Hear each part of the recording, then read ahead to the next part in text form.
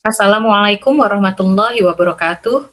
Alhamdulillahirabbil alamin. Assalatu wassalamu ala asrofil anbiya'i wal mursalin. Sayyidina Muhammadin wa ala alihi wa sahbihi ajma'in amma ba'd.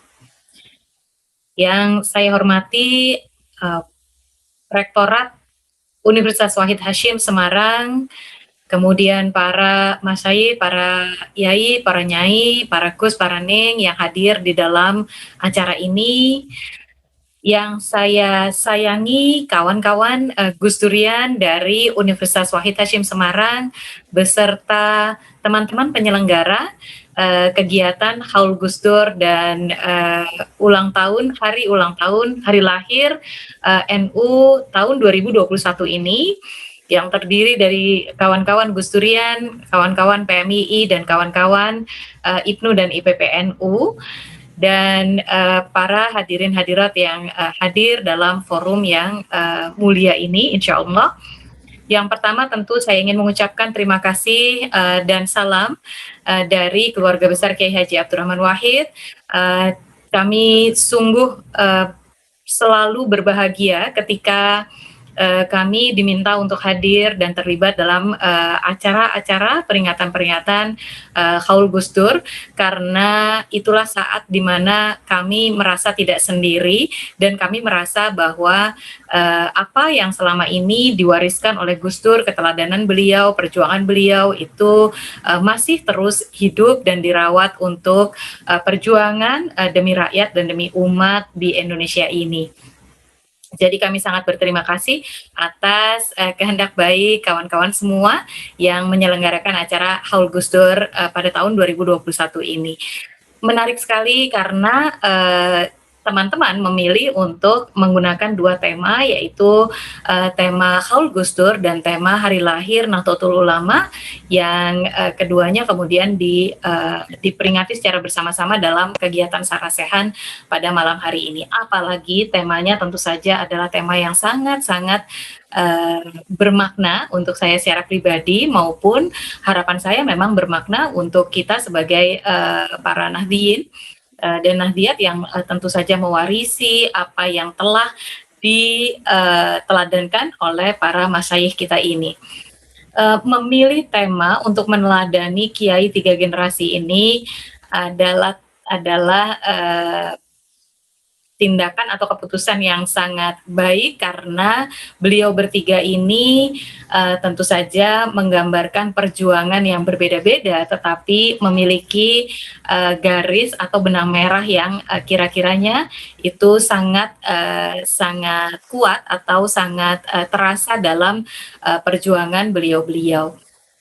Kita tahu bahwa Kiai Haji Hasyim Asy'ari Hadratus Syekh bersama adalah menjadi lokomotif bagi lahirnya Nahdlatul Ulama dan juga kontribusi atau kekuatan gerakan masyarakat Islam di dalam pembentukan kekuatan yang kemudian ikut melahirkan bangsa Indonesia. Tetapi saya ingin memotret, jadi begini, kalau kita mempelajari atau ingin meneladani para masyayikh kita ini, maka ada beberapa aspek yang tentu saja bisa kita dalami. Yang pertama, karakter beliau-beliau, bagaimana karakter ini kemudian akan menentukan jalan hidup yang dipilih, kemudian juga strategi perjuangannya. Lalu kemudian yang kedua, kita bisa meneladani pemikiran beliau-beliau. Lalu yang ketiga, kita bisa mempelajari perjuangan beliau itu sendiri, begitu. Jadi dari karakternya, figurnya, lalu kemudian dari pemikirannya, dan yang ketiga adalah dari gerak perjuangan itu sendiri, dari pergerakannya itu sendiri. Jadi kita para Nahdliyin-Nahdliat itu sebetulnya sangat beruntung karena kita kaya dengan teladan.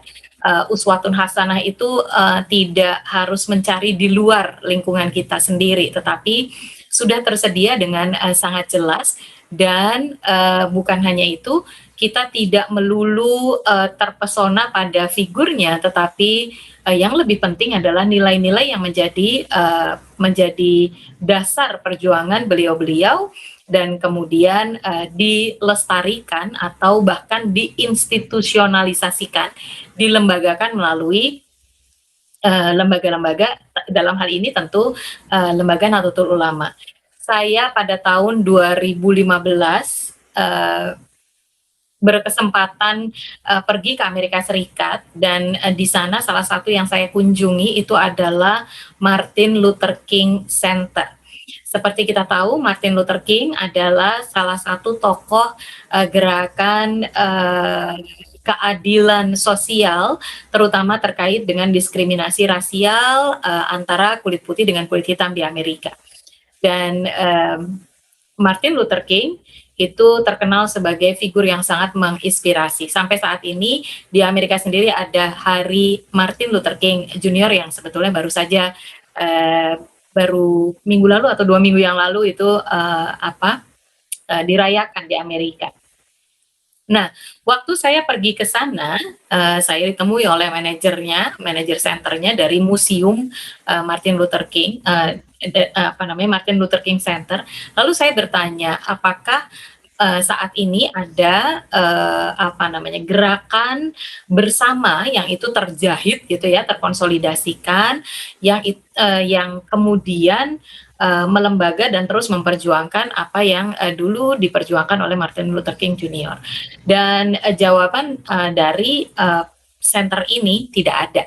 Yang ada adalah merawat pemikiran Martin Luther King. Jadi pemikiran Martin Luther King itu masih beredar sangat luas, masih dikaji. Kemudian ada semacam Gus Durian gitu ya, tetapi orangnya gitu, tidak ada organisasinya, tidak ada jaringan Gus Durian. Adanya adalah para pengikut Martin Luther King yang kemudian menerapkannya sendiri di berbagai kehidupan mereka, kehidupan profesional mereka maupun perjuangan mereka. Gerakan Black Lives Matter misalnya itu tentu saja selalu menggunakan ikon, salah satunya adalah Martin Luther King Junior. Begitu, tetapi tidak ada lembaganya. Sementara kita mengenal justru apa yang diajarkan oleh Kiai Haji Hashim Asy'ari, Kiai Haji Wahid Hashim, dan Kiai Haji Abdurrahman Wahid itu terlembagakan melalui Nahdlatul Ulama sebagai sebuah jamaah dan sebagai sebuah jamiah, kemudian juga dengan jamaah yang jumlahnya puluhan juta. Teladan yang sudah diberikan oleh ketiga masyayikh kita ini tetap hidup gitu dan tetap terlembaga begitu. Nah, jadi memang menarik sekali kalau kita melihat kekhasan dari teladan Kiai Haji Hashim Asy'ari, Kiai Haji Wahid Hashim, dan Kiai Haji Abdurrahman Wahid ini. Begitu juga dengan Nelson Mandela yang cukup kuat ya dengan nilai-nilainya dan perjuangan anti diskriminasi di Afrika Selatan. Sejak wafatnya sampai sekarang juga tidak ada gerakan Mandelian gitu, itu tidak ada begitu. Tapi nilai-nilainya tentu tetap dipelihara oleh Nelson Mandela Center. Mahatma Gandhi yang juga tokoh yang sangat besar, atau Paus Paulus kedua ya, itu yang juga sangat besar pengaruhnya waktu itu, atau bahkan juga Ibu Teresa, itu juga tidak ada pengorganisasian yang kemudian berlanjut terus pada level gerak perjuangan dan pada level pengelolaan umatnya begitu. Tetapi di Nahdlatul Ulama kita melihat ini justru sangat jelas apa yang diajarkan oleh Hadratus Syekh, yang kemudian diajarkan oleh Kiai Wahid Hashim dan diajarkan oleh Gus Dur, itu sampai sekarang masih sangat mewarnai kehidupan kita sampai saat ini, dan masih menjadi nilai-nilai yang hidup dalam keseharian kita. Bahkan secara khusus tentu saja kalau untuk Gus Dur, karena kalau untuk Gus Dur tentu saja lebih dekat ya jaraknya dengan kita. Kemudian kami di keluarga Ciganjur tentu memiliki istilahnya kendali penuh begitu, apa yang boleh kami lakukan, apa yang tidak boleh kami lakukan begitu ya. Jadi akhirnya sangat mudah bagi kami untuk kemudian bergerak bersama-sama teman-teman Gus Durian melalui jaringan Gus Durian Indonesia gitu, yang sekarang berkembang ke 140 komunitas di seluruh Indonesia dan beberapa komunitas di luar negeri. Sebentar lagi sudah ada komunitas Gus Durian di Teheran, kemudian ada komunitas Gus Durian di Saudi Arabia, kemudian di Inggris dan seterusnya, di Thailand, di Malaysia, lalu sebentar lagi akan ada Gus Durian di Kairo begitu. Jadi upaya kita untuk merawat ini bertambah gitu. Kalau khusus untuk Gus Dur di NU dan di jaringan Gus Durian, nilai-nilai Gus Dur ini terus dirawat secara spesifik menjadi sebuah gerakan begitu. Nah, kembali kepada apa yang bisa kita teladani, kita bisa meneladani karakter, lalu kemudian yang kedua pemikiran, dan yang ketiga gerak perjuangan beliau-beliau. Dari sisi karakter, apa sih yang bisa kita pelajari dari ketiga tokoh kita yang kita bedah pada malam hari ini? Yang pertama tentu saja karakter pejuang, ya, kesatria. Kalau di 9 nilai utama Gus Dur, ini adalah kekesatriaan. Beliau mentasarufkan kehidupannya seutuhnya kepada perjuangan. Kepentingan pribadi itu betul-betul diletakkan bukan hanya di samping, tetapi di belakang, gitu ya. Saya ingat sekali pada saat saya SMP, karena saya anak sulung, saya adalah yang pertama menjadi manusia dewasa begitu. Lalu Gus Dur mengajak saya berbicara dari hati ke hati. Beliau menyampaikan bahwa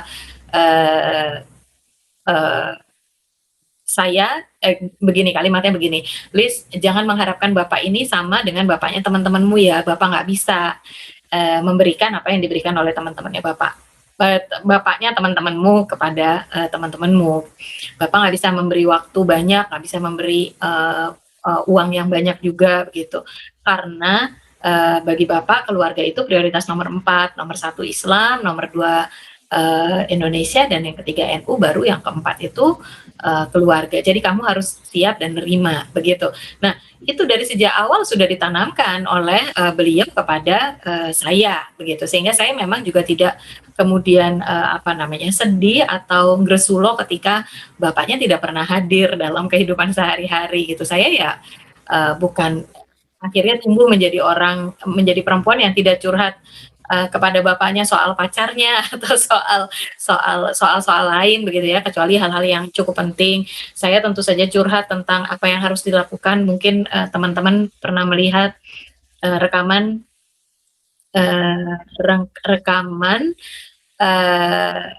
melihat video yang ini berisi rekaman suara Gus Dur pada acara PPWK, peningkatan wawasan keulamaan untuk para tokoh muda, para Gus dan Ning di lingkungan NU pada tahun 1990-an begitu, di mana di situ Gus Dur menyebutkan, beliau ditanya oleh anaknya saya waktu itu, ketika ada anak perempuan, anak jalanan perempuan yang diperkosa oleh 11 orang, itu harus dibawa kemana gitu, dan bagaimana, apakah kiai-kiai NU ini merespons tidak, NU merespons tidak situasi seperti ini. Waktu itu saya bertanya soal itu kepada Gus Dur, tetapi saya nggak nanya soal NU sebetulnya, tapi realita yang saya bawa ke Gus Dur itu oleh Gus Dur kemudian justru dibawa ke level yang lebih besar lagi, bagaimana agar NU secara jamiah dan orang-orangnya, para nahdien-nahdiyatnya itu memang juga merespons situasi tantangan keumatan seperti itu begitu. Jadi karakter yang perlu untuk diteladani adalah karakter beliau9 sebagai seorang pejuang. Kita tahu Hadratus Syekh itu sampai jari-jari tangannya saja patah, disiksa di penjara oleh Jepang ya, karena beliau menolak untuk tunduk kepada matahari sebagai simbol utama bangsa Jepang begitu. Jadi beliau kemudian juga tidak mau tunduk kepada Jepang itu sendiri sebagai penjajah. Karena itu kemudian beliau sampai di penjara begitu. Jadi, karakter pejuang itulah yang harus kita kita emban, karakter pejuang, Kiai Haji Wahid Hasyim tentu saja sangat jelas beliau dari sangat muda itu juga, mentasarufkan kehidupannya, pemikirannya bagi perkembangan dunia Islam dan terutama, bagi, representasi masyarakat Islam di dalam proses, pendirian bangsa ini.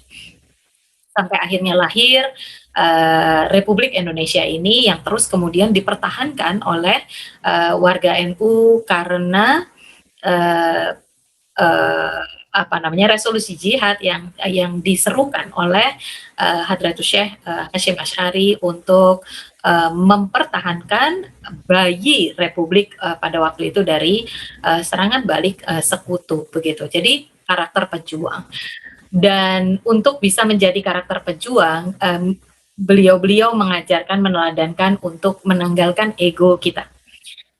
Ego kita itu, betul-betul di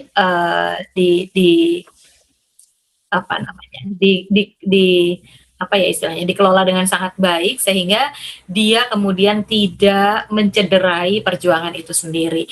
Nah, ini yang kadang-kadang, kita tahu masih menjadi persoalan di kalangan bahkan para, tokoh bangsa ketika egonya itu masih masih, di depan sehingga kepentingan pribadi, kepentingan keluarga, kepentingan golongan, kepentingan, partai, itu kemudian menjadi nomor, 1. Saya sering sekali bertemu dengan, para tokoh yang ini, baper gitu ya, baper ketika misalnya, dikritik begitu. Itu yang menurut saya harus harus menjadi catatan. Apalagi kalau kemudian agenda-agenda personal itu, menjadi agenda yang dominan di dalam, organisasi yang mereka pimpin, misalnya partai politik, kemudian, organisasi, sosial kemasyarakatan, atau bahkan organisasi lembaga pemerintahan yang mereka nakodai, itu, di mana kepentingan kepentingan pribadinya itu yang, justru muncul begitu. Jadi, untuk teman-teman yang masih muda kalau ingin meneladani beliau-beliau, teladanilah bagaimana mengelola egonya sehingga ego ini tidak mencederai perjuangan. Lalu yang karakter yang ketiga tentu saja kesederhanaan.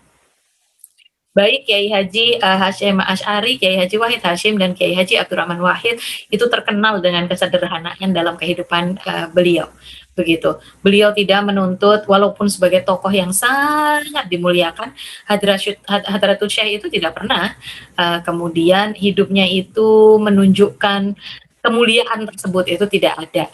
Begitu juga Kiai Haji Wahid Hasyim, sangat tidak bisa apa namanya, dilihat dari bagaimana beliau berpakaian atau bagaimana kehidupan beliau sehari-hari. Orang yang sangat humble, sangat rendah hati dan juga bersahaja itu adalah Kiai Haji Wahid Hasyim.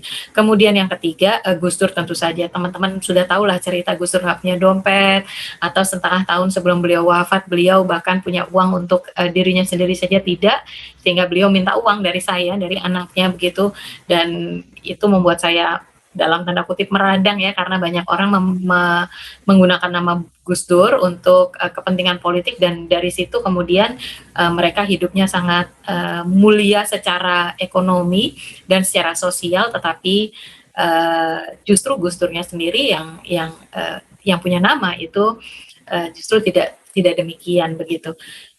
Itu yang ketiga. Lalu yang keempat itu adalah karakter. Jadi tadi itu karakter apa namanya, karakter pejuang, kemudian karakter,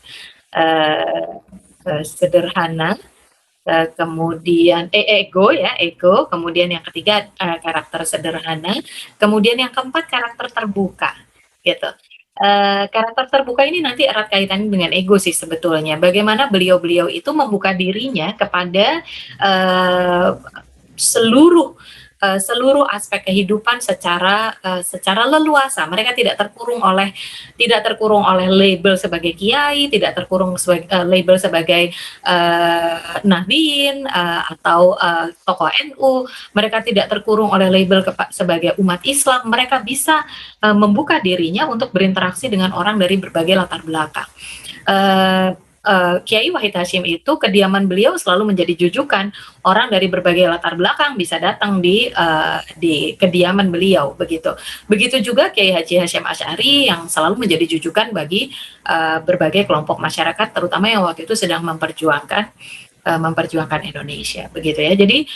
Jadi itu adalah karakter yang terbuka, yang kemudian melihat manusia itu sebagai sederajat, dan ada ruang untuk bermuamalah, berinteraksi, bekerja sama dengan seluruh kelompok masyarakat ini. Yang beliau tolak itu adalah perilaku-perilaku dan sifat-sifat yang memang mencederai kemanusiaan dan kemaslahatan bersama. Tetapi kalau manusia-manusianya, beliau tidak membedakan apakah orang Belanda, orang Jerman. Kita tahu ya bahwa Gus Dur itu dari sejak kecil oleh Kiai Haji Wahid Hasyim sudah diperkenalkan dengan orang Jerman, orang Belanda.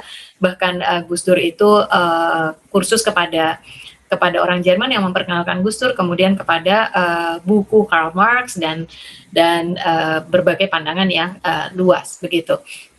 Jadi itu karakter terbuka dan adil ya, terbuka dan adil, sehingga bisa berinteraksi dengan orang dari berbagai latar belakang dengan interaksi atau persaudaraan sejati, bukan hanya persaudaraan yang di permukaan, bukan hanya basa-basi, dan bukan hanya karena kepentingan begitu. Jadi itu adalah karakter beliau-beliau.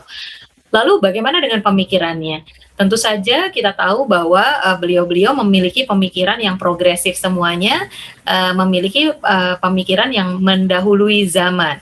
Ya, kita tahu Hadratus Syekh itu adalah figur yang kemudian mempersatukan berbagai kiai dan nyai pada waktu itu yang berasal dari mazhab yang berbeda-beda. Karena itu kita tahu di NU kemudian diakui 4 mazhab dalam praktek beragama di Indonesia. Semuanya masih dalam tentu saja masih dalam kerangka Ahlussunnah wal Jamaah, dan kemudian yang secara spesifik sekarang kita sebut sebagai Ahlussunnah wal Jamaah Nahdiyah. Tetapi keterbukaan pikiran beliau adalah waktu itu kepada semua kiai dan nyai yang berkehendak untuk berhimpun bersama. Ini Kiai Haji Hasyim Asy'ari yang mengambil posisi menjadi sesepuhnya begitu, menjadi tokoh utama, menjadi pengayom dari semuanya. Sehingga kita tahu bahwa pandangan-pandangan beliau tentang kehidupan keberagamaan, pemajuan umat Islam di Indonesia menemukan momentum itu setelah Kiai Haji Hasyim Asy'ari dengan tentu saja bersama-sama dengan para masyayikh, para pendiri NU waktu itu, Kiai Haji Wahab Hasbullah, kemudian Kiai Haji Bisri Sansuri, kemudian tentu saja kiai-kiai yang lain yang banyak sekali. Ini kemudian mengkonsolidasikan dirinya menjadi wadah Nahdlatul Ulama. Bahkan Komite Hijaz yang berangkat ke menemui Raja Saudi Arabia waktu itu untuk menolak pembongkaran situs-situs yang selama ini disucikan dan dianggap sebagai situs-situs utama seperti makam Rasulullah, terus kemudian beberapa situs yang lain itu untuk tidak diganggu oleh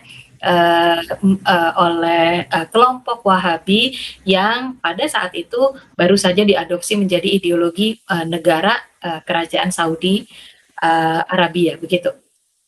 Nah, Komite Hijaz ini kemudian berhasil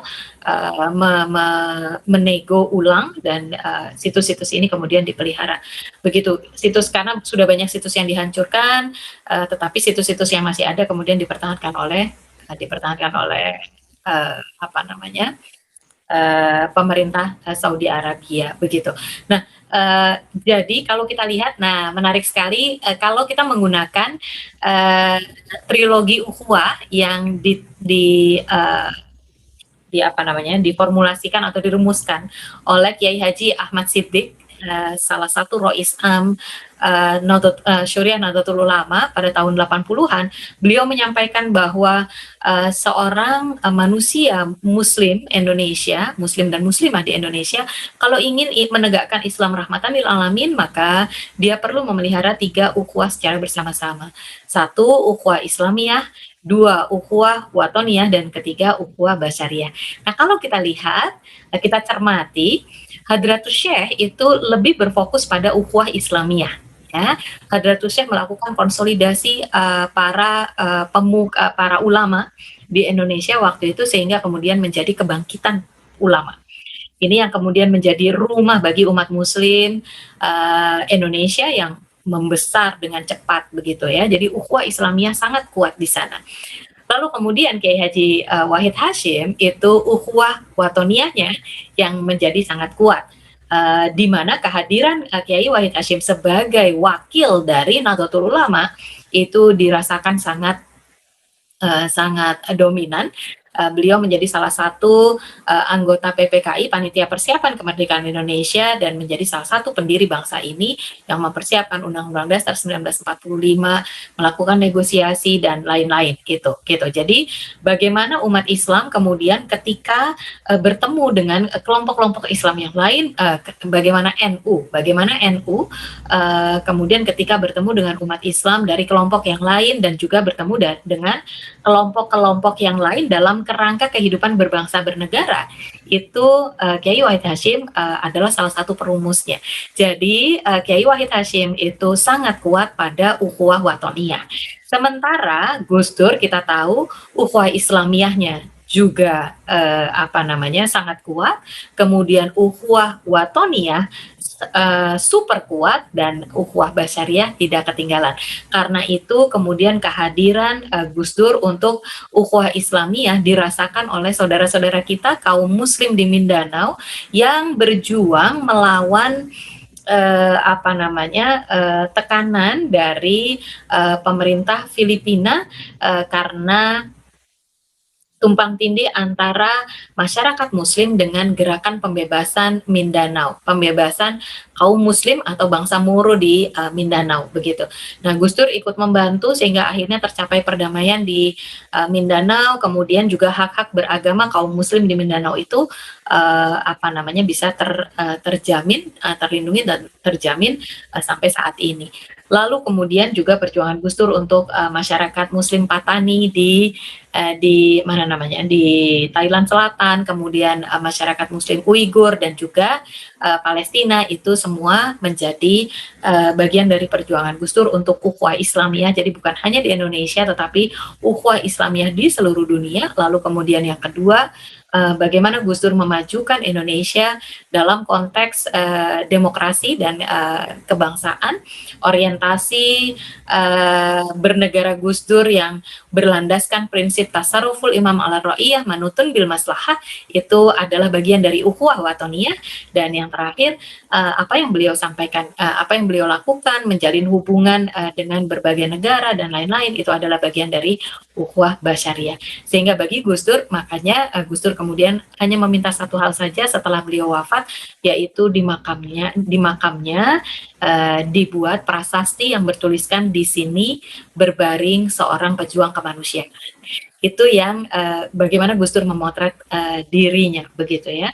Jadi inilah kawan-kawan yang bisa kita teladani dari sisi karakter dan dari sisi pemikiran. Dan tadi secara umum sudah saya sampaikan bagaimana kita juga bisa meneladani beliau-beliau dari sisi pergerakannya begitu. Jadi bagaimana membawa pemikiran tersebut menjadi sebuah gerakan, dan bagaimana gerakan itu diwarnai oleh oleh karakter beliau-beliau tersebut. Sangat banyak hal yang bisa kita pelajari. Moga-moga Sarasehan pada malam hari ini bisa membedah lebih lanjut, para pembicara yang akan hadir bisa mengantarkan kita untuk berdiskusi secara lebih mendalam, sehingga kita bisa mengambil inspirasi dari para pemimpin kita, para masyayikh kita ini. Dan yang lebih penting, bukan hanya mengenal, bukan hanya memahami, dan bukan hanya mengambil inspirasi, tetapi menggunakannya untuk konteks kehidupan kita saat ini. Sehingga kehidupan kita secara pribadi menjadi lebih bermakna, kita menjadi lebih terarah dalam berjuang, tetapi yang paling penting sehingga kemaslahatan umat, kemaslahatan rakyat, kemaslahatan bangsa dan negara kita bisa menjadi lebih baik karena kontribusi kita sekecil apapun itu. Sekali lagi terima kasih atas penyelenggaraan acara Haul Gusdur ini. Moga-moga di waktu yang dekat, ketika kita semua sudah divaksin, ketika pandemi ini sudah teratasi, saya bisa berkunjung dan bertemu langsung dengan sahabat-sahabat semua, saudara-saudara semua, terutama dari Universitas Wahid Hasyim Semarang. Jangan lupa tetap jaga kesehatan, jaga diri, jaga jarak, dan saling jaga. Terima kasih. Allahul muwafiq ila aqwamit thoriq. Assalamualaikum warahmatullahi wabarakatuh.